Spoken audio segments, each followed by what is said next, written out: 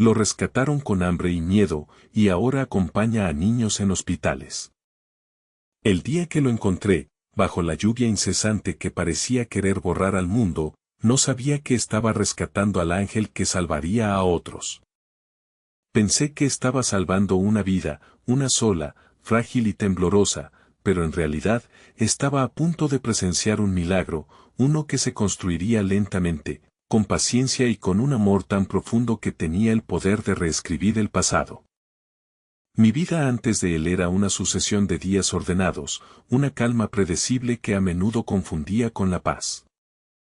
Tenía mi trabajo, mis rutinas, mis silencios cómodos. No era infeliz, pero vivía con la vaga sensación de que algo fundamental faltaba, como una habitación amueblada en la que nadie nunca encendía la luz. Mis pasos resonaban solos en el pasillo y el café de la mañana era un ritual solitario. Me había acostumbrado a la ausencia, a no esperar a nadie, a no tener que cuidar de nadie más que de mí misma. Era una existencia contenida, segura, pero carente de esa chispa que te hace sentir verdaderamente vivo.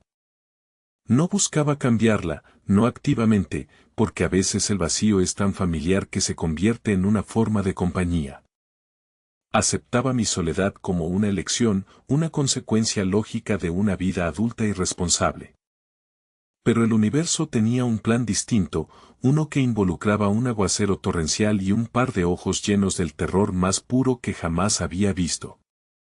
Esa noche, el cielo se rompió. La lluvia caía con una furia primitiva, convirtiendo las calles en ríos oscuros y peligrosos. Regresaba a casa más tarde de lo habitual, con el limpiaparabrisas luchando inútilmente contra el diluvio. Fue entonces cuando lo vi, o más bien, la sombra de lo que alguna vez fue un perro. Acurrucado bajo el esqueleto de un viejo puente, una mancha de pelo enmarañado y barro. Al principio pensé que era un montón de trapos abandonados, pero algo, un temblor casi imperceptible, me hizo detenerme.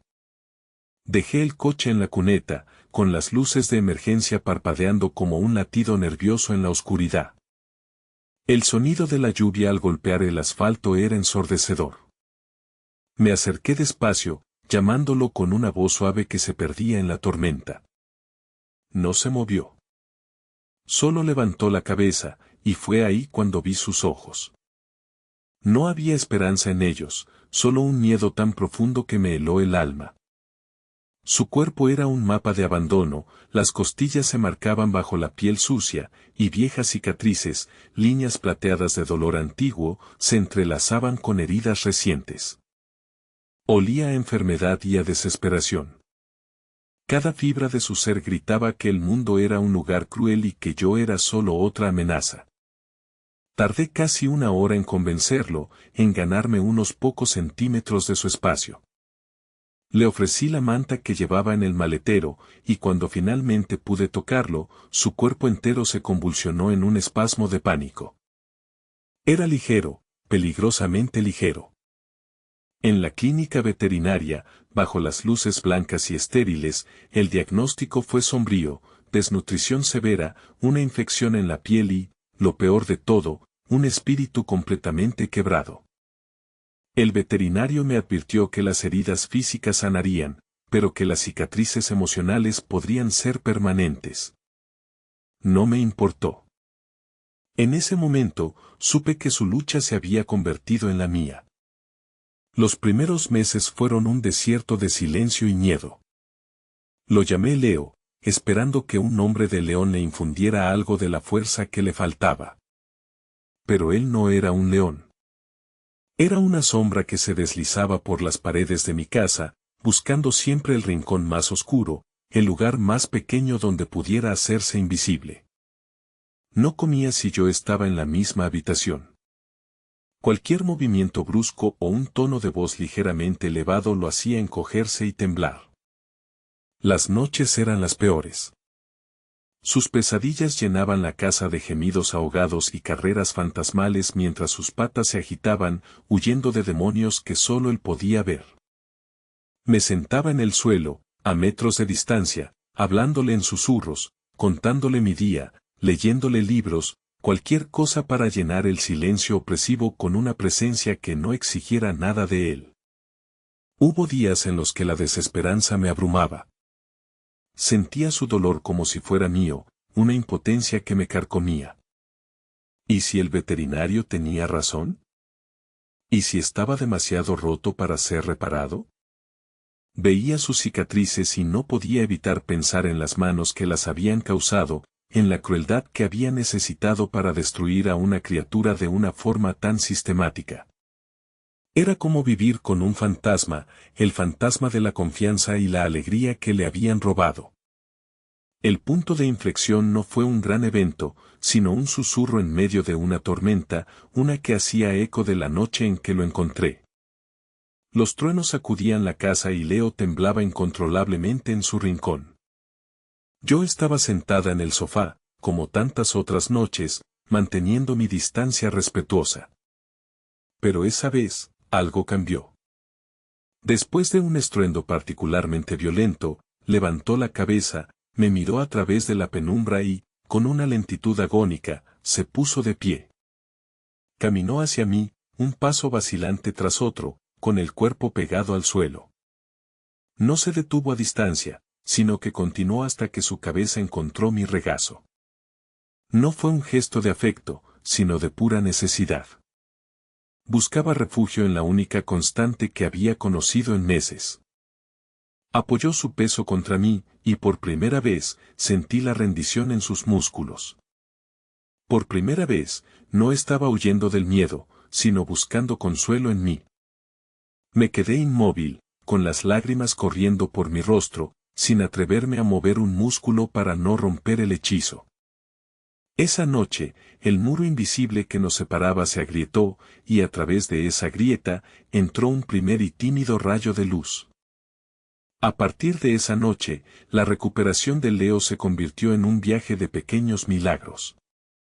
Empezó a comer en mi presencia, primero de reojo, luego con una calma creciente. Un día, mientras yo trabajaba en el jardín, dejó caer una vieja pelota de tenis a mis pies, una invitación silenciosa al juego. Su primer ladrido no fue de miedo, sino de una alegría torpe y oxidada que me hizo reír a carcajadas. Lo inscribí en clases de obediencia, no para dominarlo, sino para construir un lenguaje común, para demostrarle que la interacción humana podía ser predecible y segura. Fue allí donde la entrenadora notó algo especial. Su calma. A pesar de su pasado, en presencia de otros perros nerviosos o personas ansiosas, Leo emanaba una serenidad inquebrantable, como si, al haber conocido el peor de los miedos, ahora fuera inmune a los temores menores. Fue ella quien sugirió el programa de perros de terapia. Al principio, la idea me pareció absurda. ¿Cómo podía un perro que le temía al mundo convertirse en un pilar para otros? Pero decidimos intentarlo. El entrenamiento fue largo y exigente. Tuvimos contratiempos, días en que un ruido inesperado lo hacía retroceder a su caparazón de miedo. Pero su deseo de conectar, de complacer, era más fuerte. Vi cómo el perro asustado se transformaba, cómo aprendía a ofrecer su pata no por obligación, sino como un gesto de consuelo, cómo aprendía a apoyar su cabeza en el regazo de extraños con la misma confianza que había depositado en mí durante la tormenta. Estaba escalando su propia montaña de traumas, y con cada paso, la cima se veía más clara. El clímax de su redención llegó en el lugar más improbable, un ala de oncología pediátrica de un hospital. El olor a antiséptico, el silencio tenso de los pasillos, las máquinas que pitaban con una regularidad inquietante. Me preocupaba que el ambiente lo abrumara. Nuestra primera visita fue a una niña llamada Sofía. Tenía 7 años y no había hablado con nadie en una semana, encerrada en un mundo de dolor y miedo que los médicos no podían penetrar. Entramos en la habitación en silencio. Leo, sin ninguna orden mía, caminó directamente hacia su cama. No saltó, no ladró. Simplemente apoyó su cabeza en el borde del colchón y la miró con sus ojos profundos y sabios. Sofía giró la cabeza y sus ojos vacíos se encontraron con los de él. Lentamente, su pequeña mano salió de debajo de las sábanas y se posó sobre la cabeza.